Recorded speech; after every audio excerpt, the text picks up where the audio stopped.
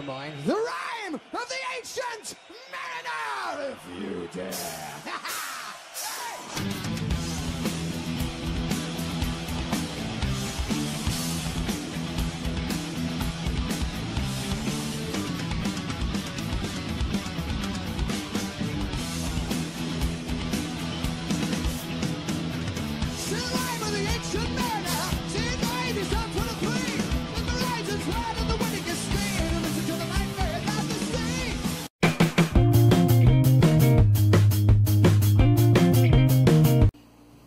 Vídeo que começa com Iron Maiden, não tem jeito de ficar ruim. Fala, meu povo fantástico, beleza? Aqui é o professor Alex, sejam bem-vindos não apenas ao Fantástico Cursos, mas também a 2017. Desejo desde já um ótimo ano, um fantástico ano para todos vocês. E para aproveitar essa pegada de festa de Ano Novo, festa de Natal, trazer aqui uma lenda que tem tudo a ver com vida nova e também com Jesus Cristo, que é a lenda do judeu errante. E lembrando, né, quem não viu o vídeo anterior sobre lendas medievais, que foi sobre a Lilith, a primeira mulher de Adão, dá uma olhadinha aí em cima para ficar inteirado. E para começar, uma coisa que chama muita atenção na questão do judeu errante é que toda vez que eu estou explicando essa lenda em sala de aula, sempre tem um aluno que pergunta: mas professor, por que tem essa lenda judeu errante? Por acaso é algum judeu que cometia muitos erros, errava muito? Não. Você é burro, cara, que loucura. Mas o fato é que esse errante aí é do verbo errar, andar sem destino, vagar. Isso fica bem claro também no próprio nome da lenda em inglês, The Wandering Jew. Então esse verbo to wander, vagar, andar a ermo, andar sem destino, certo? E basicamente, gente, essa é uma lenda que trata da imortalidade, que é um tema bem explorado na literatura, no cinema, em jogos e por aí vai, né? Que se trata do seguinte, basicamente, é de um judeu que teria ofendido a Jesus Cristo e por conta disso Jesus teria o amaldiçoado com a vida eterna, tá? E, como sempre, a gente está falando de lenda medieval, a gente sempre vai encontrar elementos na Bíblia que mostram de onde saiu a concepção dessa lenda do judeu errante. Nesse caso aqui, a gente está falando do Evangelho de João. São 3 momentos para ser mais preciso. No Evangelho de João, estou até com a Bíblia aqui para poder eu dar uma colada básica, né? No primeiro ponto é no Evangelho de João, como eu disse, capítulo 18, versículo 10. Que é o momento em que Jesus está reunido com seus discípulos, no último momento, no jardim, e aí eles são surpreendidos com a chegada de soldados também, de servos do sumo sacerdote na região, e aí decidem prender Jesus. E um dos discípulos de Jesus, o Simão Pedro, está armado de uma espada, saca a espada e corta a orelha de um servo do sumo sacerdote. Esse servo tem o nome de Malco. Então, esse soldado que teve a orelha decepada, de nome Malco, é o primeiro nome que dá essa gênese do judeu errante. E o que tem a ver isso, a orelha cortada com a lenda de um homem que viu o imortal? Bom, alguns versículos um pouco mais para frente, para ser mais preciso, no capítulo 18 de João, Evangelho de João, capítulo 18, versículo 20 a 22, nós temos onde Jesus está sendo interrogado pelo sumo sacerdote, e aí um soldado ou um guarda não gosta da resposta de Jesus e os bofeteia. Então, a tradição da lenda conectou esse soldado que teve a orelha decepada, esse servo do sumo sacerdote que teve essa orelha decepada, a esse guarda que esbofeteou Jesus, né? O guarda já estava puto que teve a orelha cortada, então já descontou logo dando uma porrada em Jesus. E ainda no Evangelho de João, mais para frente, nós temos outro personagem que é identificado não na Bíblia, mas em outros textos, como João Cartáfilo. E esse João Cartáfilo, ele é apresentado como um discípulo que amava Jesus. Para ser mais preciso até, dar uma colada básica aqui na Bíblia, para eu não cometer nenhum erro. Estou lendo aqui o Evangelho de João, o capítulo 18, no versículo versículo 21. Quando Pedro ouviu, no caso eles estão comentando sobre João Cartáfilo, que João Cartáfilo estava seguindo Jesus, né?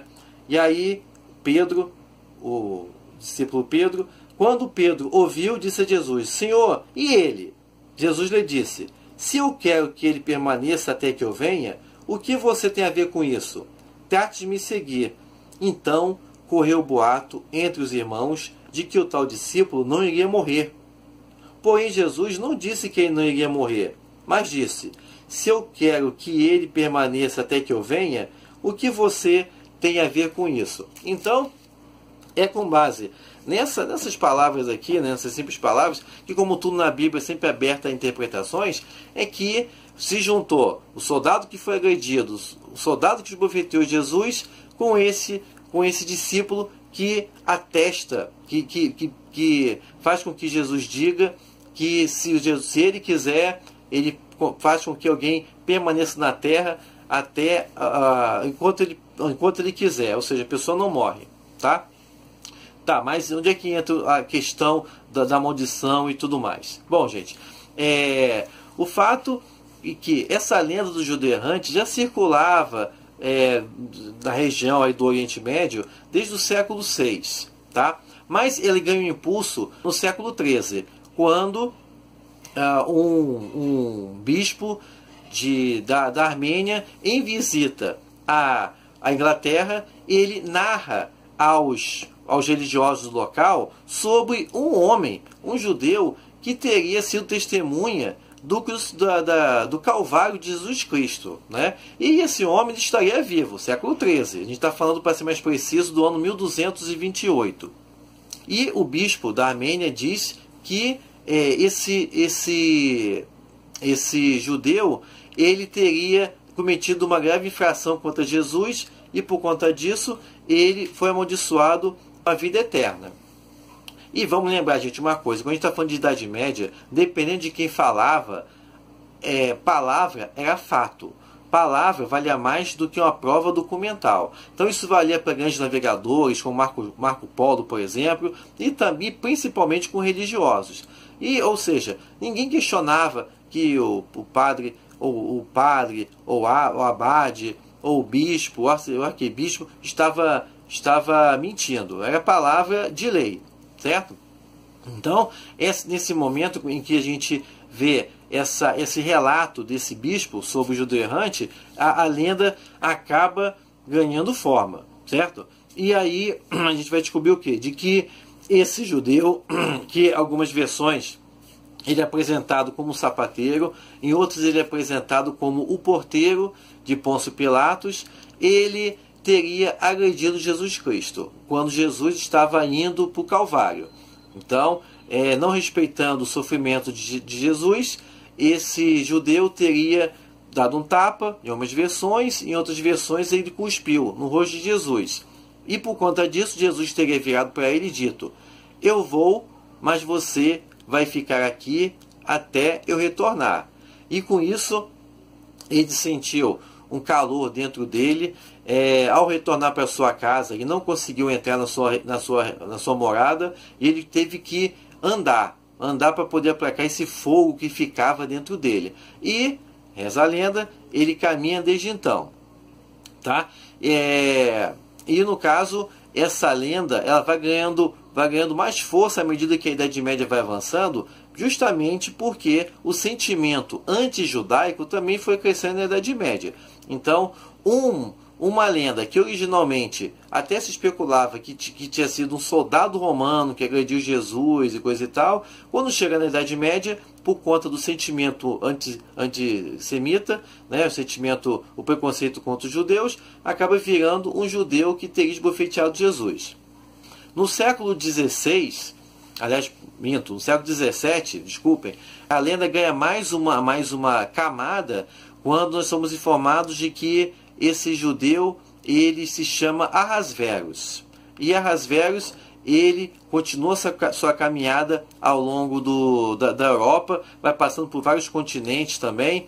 Nessa versão também do século XVII, a gente descobre que o Ahasverus, ele tem mais poderes, né? Como, por exemplo, ele ele vai envelhecendo, ele é imortal, ele vai envelhecendo normalmente, e toda vez que acontece uma virada de século, o que acontece? Ele entra em transe e rejuvenesce, como se fosse uma cobra. Cai toda a pele dele, troca de pele, e ele retorna à idade de 30 anos, que era a idade que ele tinha quando cometeu a heresia contra Jesus, certo? E aí de novo recomeça a penitência. Outro poder também dele, que ele se cura miraculosamente, ou seja, se caso ferido ele prontamente se cura, né? Padrão Wolverine. E também ele consegue hipnotizar as pessoas. Então, se ele está caminhando e ele encontra um homem, um grupo de pessoas em que ele percebe que aquela pessoa tem uma tendência para fazer o mal, ele consegue prender a atenção dessa pessoa de forma que ela fique atenta ao relato do judeu errante. Então o judeu conta a história dele, sendo ele um exemplo vivo de que a pessoa tem que seguir pelo bem, visando assim evitar que essa pessoa possa incorrer na mesma maldição que ele, judeu errante, sofre, né? A gente vai ver isso muito explorado na literatura. Essa lenda teve muito apelo, fascinou muito os românticos do século XIX também, e até os escritores realistas, não apenas na Europa, mas até no Brasil. Por exemplo, a gente vai ver que na Inglaterra, logo no começo do movimento romântico, em 1798, o Samuel Taylor Coleridge, ele compôs o poema The Rime of the Ancient Mariner, que aliás serviu de base para a própria canção The Rime of the Ancient Mariner do Iron Maiden, né, que até abre aqui esse vídeo. E que narra justamente disso, um marinheiro que comete uma heresia contra uma criatura do mar, uma criatura de Deus, da natureza, e por isso ele sofre uma maldição de que ele vê toda a tripulação dele morrer e tal. É muito interessante, muito tenebroso também, né? Então, e por que teve tanto apelo essa lenda junto aos românticos? Vamos lembrar, a gente fala de romantismo é juventude. E a lenda do judeu errante tem esse elemento de transgressão, né? Que fascinava aos rebeldes românticos. Você transgride uma lei e você paga o preço por isso. Tá? Que foi o que o judeu errante cometeu, né? Não à toa que uma outra releitura dessa lenda a gente vai ver no próprio romance que vocês conhecem, que é o Frankenstein, da Mary Shelley, né? Lá a gente tem o Victor Frankenstein, que no começo logo do romance ele tem a oportunidade de narrar a outra pessoa, o Capitão Walton, sobre a sua vida, né? Então o Frankenstein tem a oportunidade de tentar salvar o Walton de um destino que possa ser semelhante ao que ele, Victor Frankenstein, teve ao transgredir a lei da natureza e criar e dar vida a uma criatura, né? A Mary Shelley também visitou a lenda do judeu errante em uma outra oportunidade, a lei do Frankenstein, em outro conto chamado Mortal e Imortal, onde também nós temos os lances de alquimia. O rapaz ele bebe uma fórmula de um alquimista e ele acaba se tornando imortal, mas ele não sabe se realmente está imortal, porque ele não conseguiu tomar a fórmula toda. Então, mas o fato é que ele envelhece de forma muito lenta, né? A lenda também atravessou o oceano, e a gente vai ver elementos dessa lenda na América. O próprio Moby Dick, do Melville, tem elementos do judeu errante ali, né? Já presente já desde o narrador inicial, Call Me Ismael. E aí o Ismael vai contar toda a aventura do Ahab, a obsessão do Capitão Ahab, caçar Moby Dick e tal. Então que aquilo ali seja um conto de advertência também, e por aí vai. Uma outra também, falando do Brasil, Castro Alves, o grande poeta romântico, nosso grande poeta romântico, que tem no Ahasverus e o Gênio um poema em que ele abarca essas duas figuras fantásticas, né? Tanto o judeu errante quanto o gênio, né? Os dois são eternos, mas os dois nunca viveram. Então uma Um poema que vale a pena ser lido, vocês encontram fácil aí na internet. Ahasverus e o Gênio. E também, nosso maior escritor, Machado de Assis, no conto Viver, Machado de Assis imagina um futuro pós-apocalíptico. Olha aí, Machado de Assis, né? Machado de Assis, o referência do realismo, também dando suas incursões do fantástico. Então, no conto Viver, Machado imagina um encontro entre o judeu errante e o titã grego Prometeus. O Prometeus que, ao roubar o fogo dos céus, ele acaba sendo punido, né, tendo suas vísceras comidas por um pássaro, e uma agonia que se repete eternamente. Então, nesse conto aí, Machado imagina Prometeus e Ahasverus se encontrando, certo? Falei aqui do século XIX, não é? E também no século XX a gente encontra releituras dessa lenda do judeu errante. Por exemplo, a gente vai ver na década de 80, em revistas de quadrinhos, por exemplo, o personagem da DC Comics, o Vingador Fantasma, e tem, dentre as suas origens, né, principalmente nas origens pré-952, uma das suas possibilidades de origem era de que ele foi judeu errante, e que a punição dele, tal, foi se tornar um vingador para combater o crime, a iniquidade, blá blá blá. Uma outra também presença nos quadrinhos dessa lenda é na saga do Sandman, né? O excelente trabalho do Neil Gaiman, onde nós temos o personagem do Rob Gadley, onde ele é um homem lá na Idade Média que ele diz que morrer é besteira e que ele não vai morrer. E aí a irmã do Sandman e o Sandman resolvem fazer esse teste, né? Será que realmente ele não vai preferir morrer? Então a irmã do Sandman, a morte, ele concede esse presente, né? E o Sandman passa isso para o Rob Gadley e se torna imortal. Personagem fascinante também.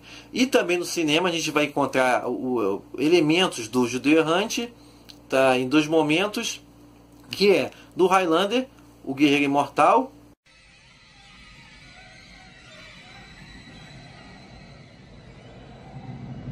There can be only one.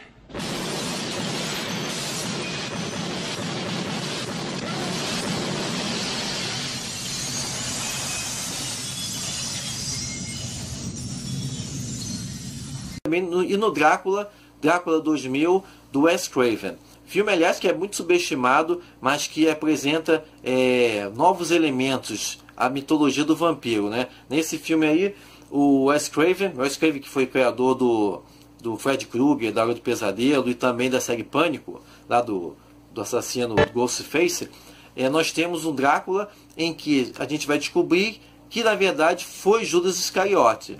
Então, Judas, após ter se enforcado de arrependimento por ter traído Jesus, ele retorna como o judeu errante. Vale a pena também dar uma olhada nesse filme, certo? Então, minha gente, espero que vocês tenham gostado de mais essa lenda medieval. Deixa aí nos comentários do vídeo que lendas vocês gostariam de ver aqui, para a gente poder trabalhar no vídeo. Não se esqueça de se inscrever no canal, ajuda o canal a crescer em 2017 e deixa aí seu comentário, seu like. Se gostou, compartilhe, beleza? Então a gente se vê por aí. Vou tentar sempre manter aqui um padrão de pelo menos um vídeo. A meta é botar 2 vídeos por semana. E vamos, que 2017 é fantástico. Até mais.